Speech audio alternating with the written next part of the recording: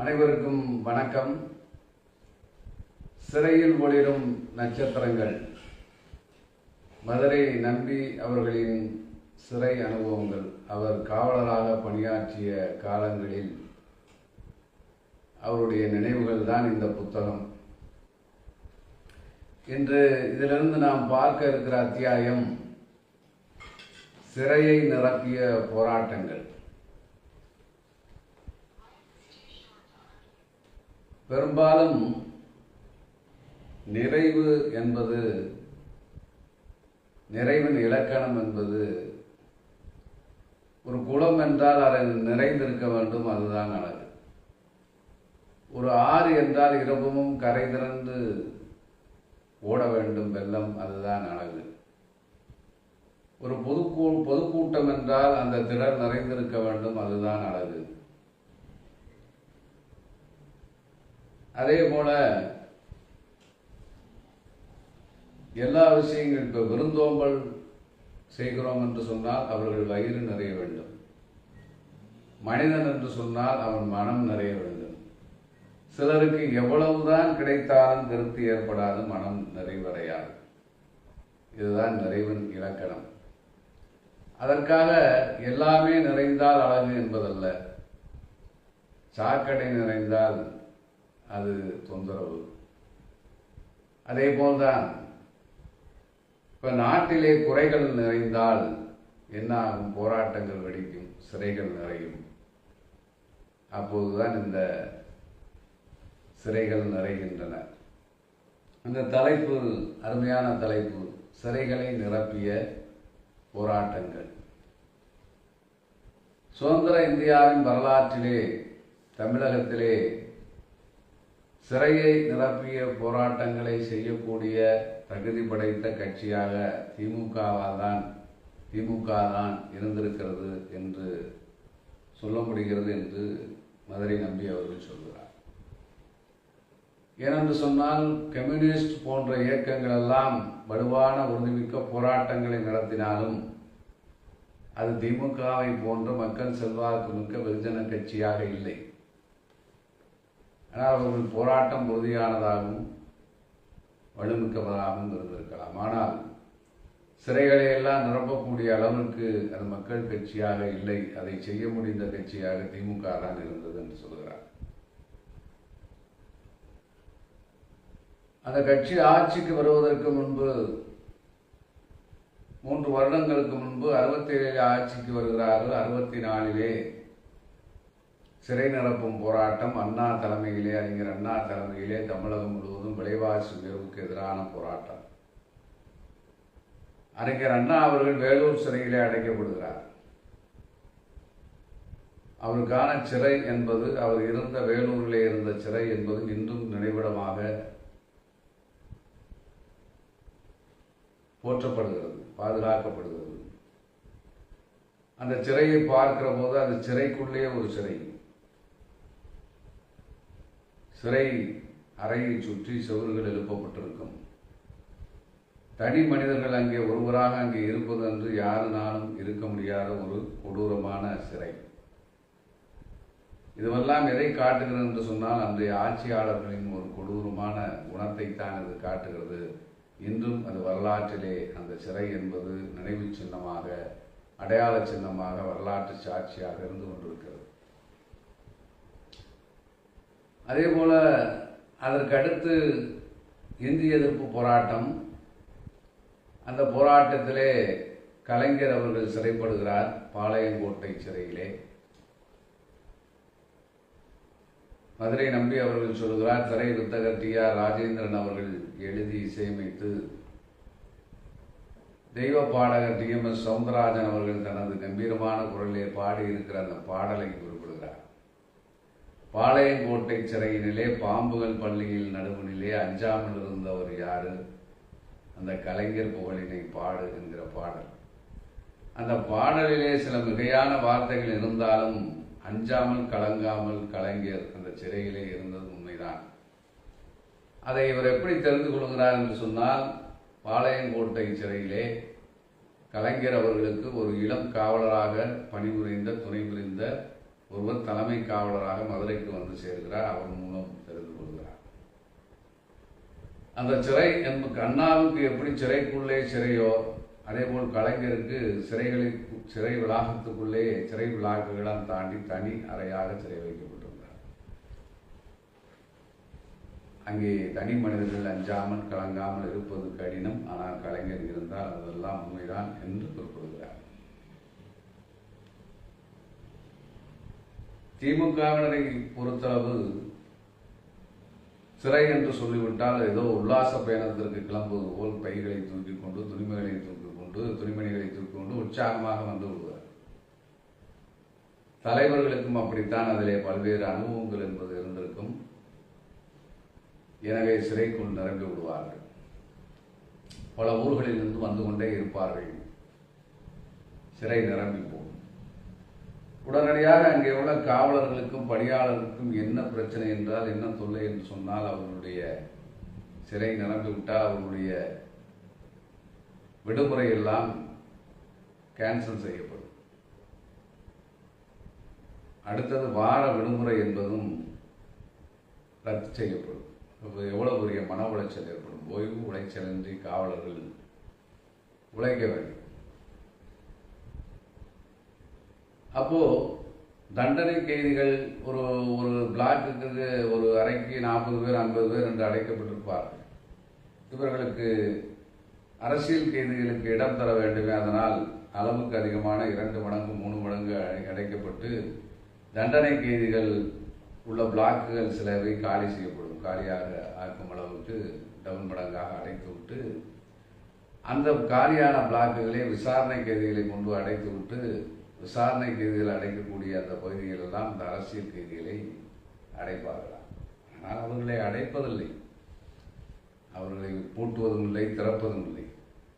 அவர்கள் பாட்டுக்கு உள்ளே இருப்பாங்க, வெளியே இருப்பாங்க, அப்படி இப்படி போயிட்டு இருப்பாங்க. மரத்தடியில் திண்ணையில் எங்கெங்கே கிடைக்கிறதோ அங்கெல்லாம் இறந்து கொள்வார்கள் அரசியல் கைதியை பொறுத்தளவு. ஆனால் அவர்களுக்கும் கணக்கு எடுக்க வேண்டும், உணவு வழங்கப்பட வேண்டும். இதிலெல்லாம் பல சிரமங்களை காவலர்கள் பணியாளர்கள் அனுபவித்து வந்தார்கள்.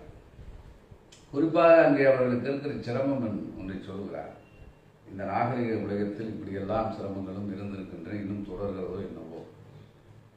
கழிப்பறை என்பது ஒன்றுதான் இருக்கும். அது 2.5 அடி அளவுதான் மறைப்பு கதவு. இதற்குள் தான் போய் வர வேண்டும். அப்படியே போய்விட்டு வந்தால் அது தண்ணீர் தேவை ஏற்படும். சுத்தம் செய்வதற்கு அதற்கான தொட்டி தள்ளி தான் இருக்குமா.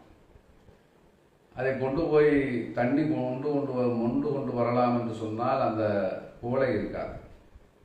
ஈயத்தட்டை ஒரு குழி மாதிரி செய்து வைத்திருப்பார்கள். அதிலிருந்து மோந்து கொண்டு வந்து சுத்தம் செய்ய வேண்டும். இந்த இடர்பாடு காரணமாக எப்போதுமே அது அசுத்தமாகத்தான் இருக்கும் அந்த கழிவறை. அந்த கழிவறை போவதற்கு வரிசை இருக்கும், கூட்டம் இருக்கும். இதுதான் நிலைமை. ஆயிரக்கணக்கான 2000க்கும் மேற்பட்ட அரசியல் கைதிகள் அடைபடுகிற போது என்ன நிலைமை ஏற்படும் என்று சொன்னால், மறைவான இடத்திலே, ஒதுக்குப்புறமான இடத்திலே வெளியிலே சிறுநீர் போவது, 1க்கு 2க்கு போவது என்பது நடைபெறும். அங்கே துர்நாற்றம் என்பது மிக மோசமாக இருக்கு. இதற்காக வெளியிலே மாநகராட்சி ஊழியர்களை, தூய்மை பணியாளர்களை அழைத்து வந்து அதை சுத்தம் செய்ய வேண்டிய நிலைமை ஏற்படும். அப்படியே சுத்தம் செய்தாலும் உடனடியாக அங்கே கழிவுகளும் குப்பைகளும் இது போன்ற துர்நாற்றங்களும் ஏற்படுகிற சூழ்நிலை தான் ஏற்படும். அதுதான்.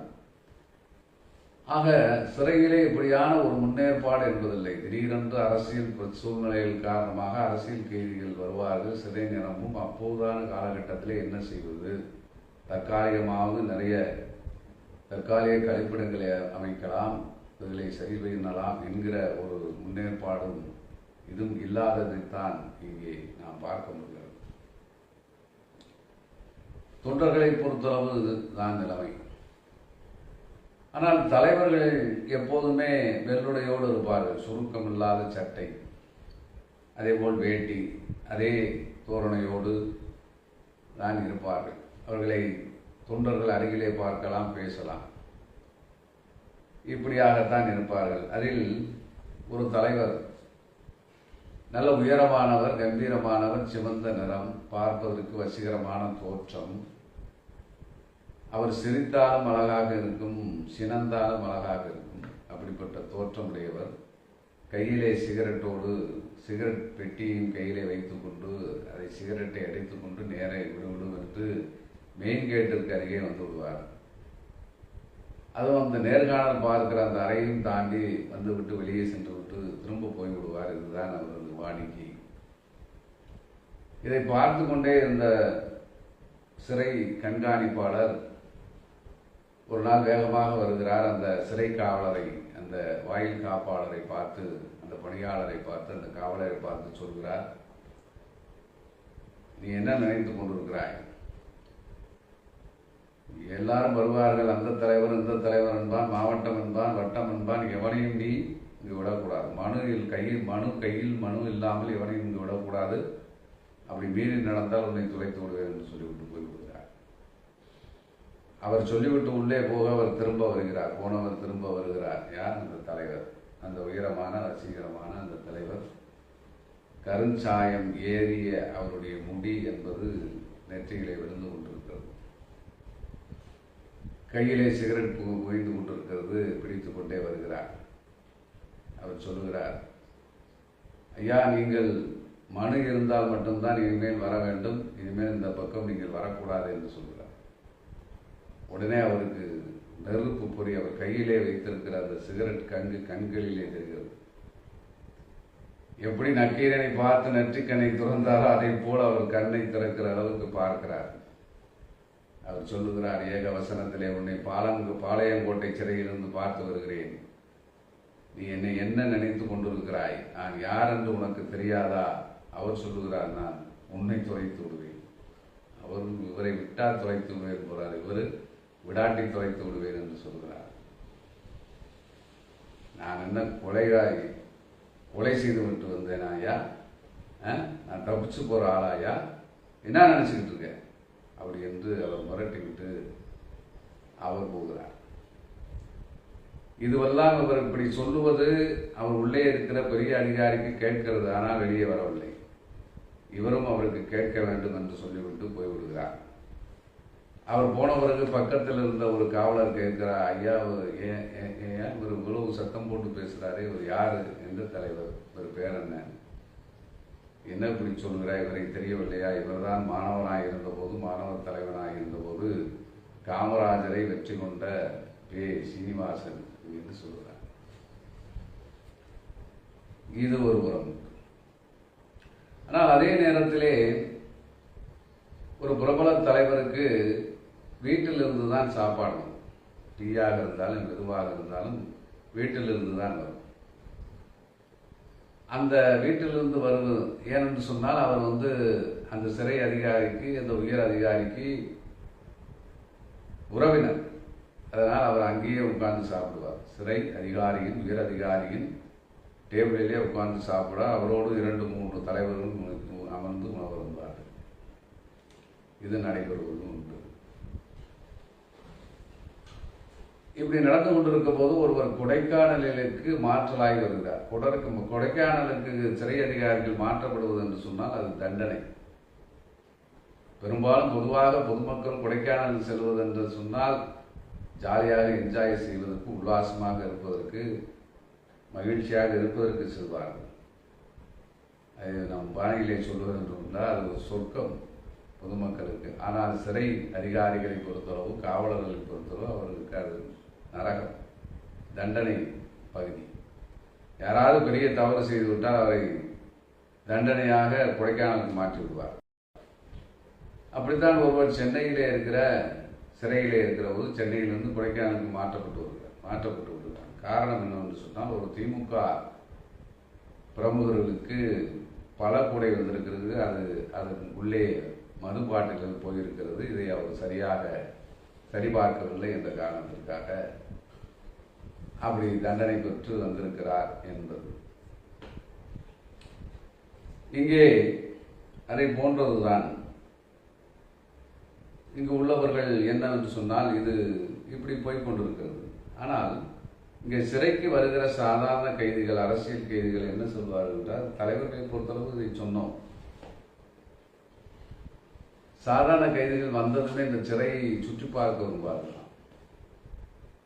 சுற்றி பார்ப்பார்கள். பிறகு தமக்கு தெரிந்தவர்கள் இங்கு சிறைப்பட்டிருக்கிறார்களா, தண்டனை கைதியாக இருக்கிறார்களா, விசாரணை கைதிகளாக இருக்கிறார்களா, சொந்தக்காரர்கள் இருக்கிறார்களா, நண்பர்கள் இருக்கிறார்களா என்று தேடி பார்ப்பார்.